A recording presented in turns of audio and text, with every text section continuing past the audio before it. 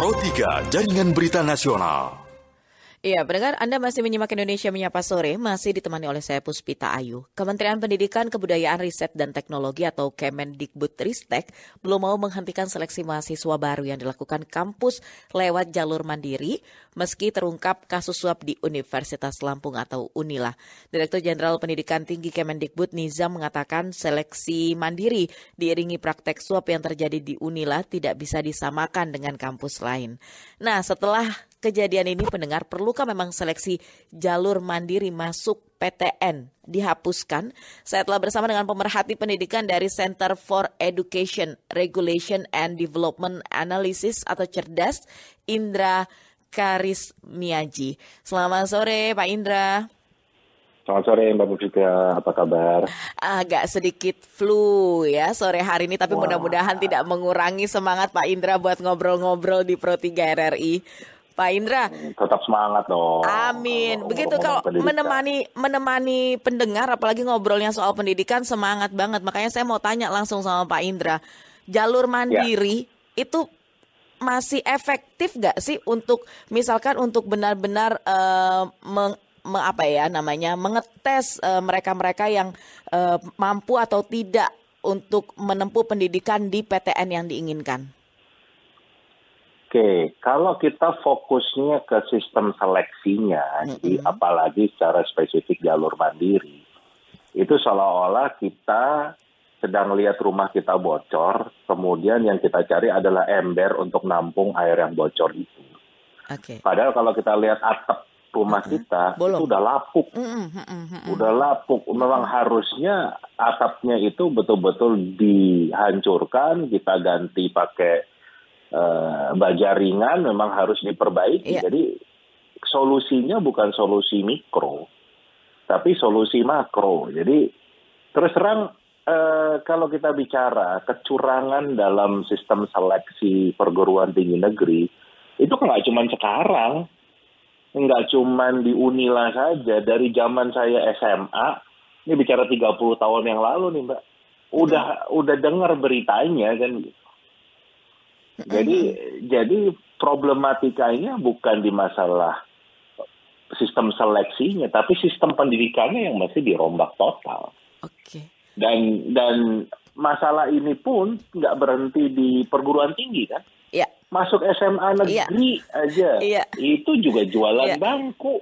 Masuk SMP negeri jualan bangku kan begitu.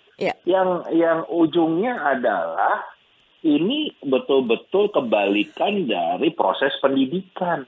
Pendidikan itu kan mengajarkan bagaimana kita memiliki integritas, kita menjadi orang yang tahan banting, pantang menyerah, yang kreatif, kan begitu. Tapi kalau sekarang masuk ke pendidikannya nyogok, keluarnya juga pasti nyogok kan? Iya, tapi Pak Indra, jadi begini kan, kalau Kemendikbud udah bilang tidak akan menghapus jalur mandiri karena ini udah ideal sebenarnya. Jadi sistem untuk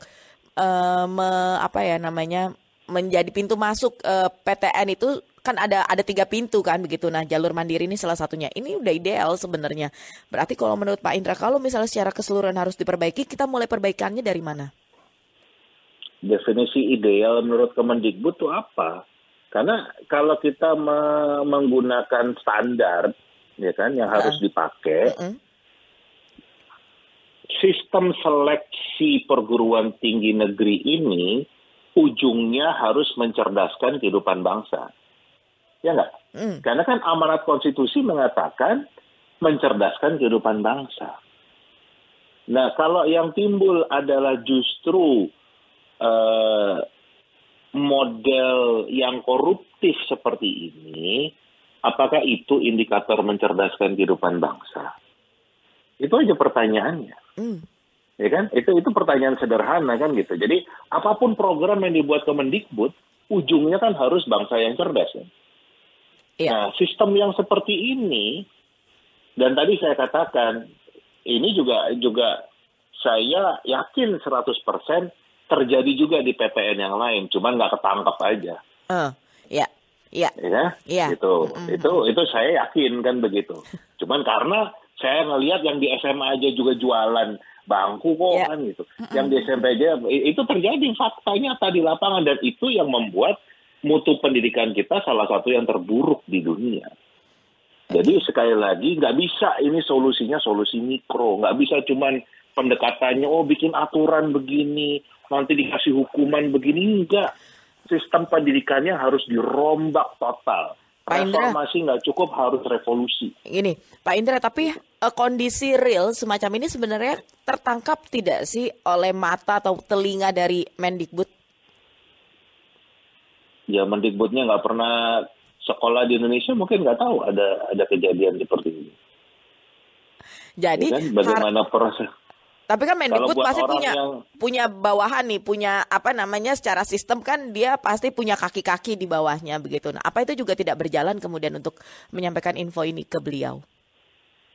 Iya, buktinya mereka selalu bikin kebijakan yang gaduh selama ini. Yang berbeda dengan kondisi di lapangan, kan berarti nggak tahu kondisi lapangan.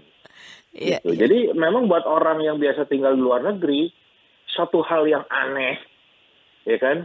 Orang masuk kuliah nyogok gitu.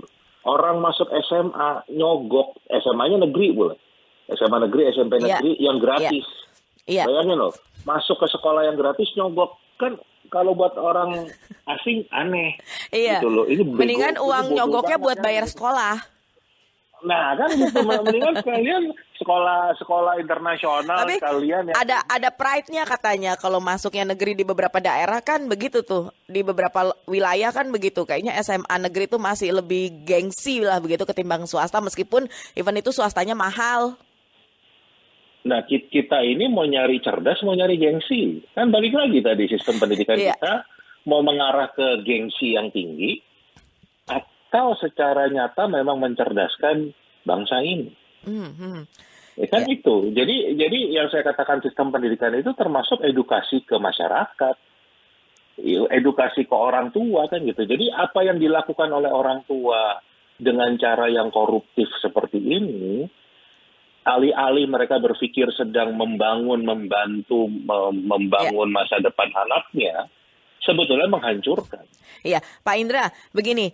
Kan kalau kita bicara soal seleksi masuk perguruan tinggi, ini tadi Pak Indra kan ngomong ada juga hubungannya misalkan mulai dari SMA aja udah jual bangkunya misalnya begitu ya. Ini kan seleksi mandiri ini kan untuk memberi keseimbangan antara sistem secara nasional dan karakteristik dari masing-masing PTN. Sama lah kayak misalkan dengan sistem zonasi yang dibuat untuk masuk ke sekolah-sekolah dasar menengah awal ataupun SMA begitu ya, negeri begitu. Nah, sistem-sistem yang dibuat ini memang tidak cukup begitu untuk bisa mengatasi keadaan-keadaan yang tadi Pak Indra katakan. Betul, sepakat. Justru itu makanya nggak bisa yang dirombak adalah aturannya. Tapi yang harus dirombak adalah sistem pendidikan nasional. Betul-betul harus kita hancur. Jadi sebetulnya kondisinya ini mirip, Mbak, dengan apa yang juga sedang ramai sekarang, kondisi di Polri. Ya kan? Ini kan ini sudah menjadi kanker.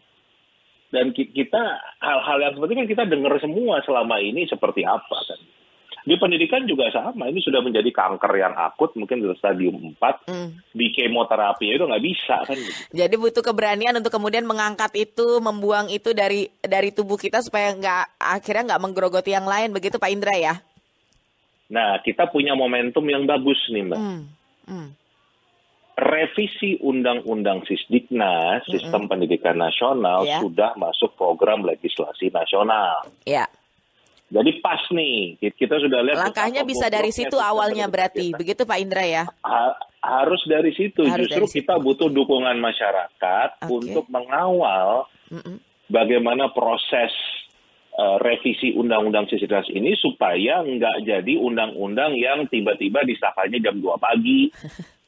Terus nggak pernah mengundang publik untuk mendiskusikannya, untuk bicara. Begitu ketok palu, kita protes, jawabannya sama. Kalau nggak setuju, gugat ke Mahkamah Konstitusi. Itu terus jawabannya. Jadi minimal masyarakat memberikan perhatian yang sama seperti masyarakat memberikan perhatian terhadap kasus Sambo ini misalnya begitu.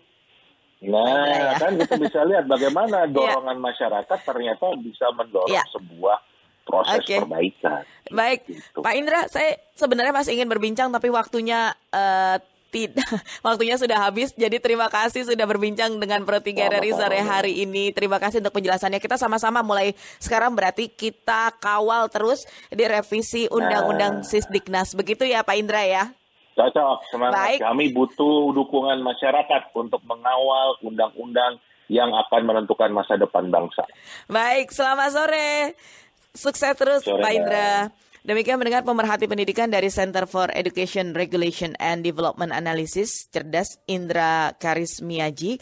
Kami berbincang mengenai seleksi jalur mandiri masuk PTN. Perlukah dihapus?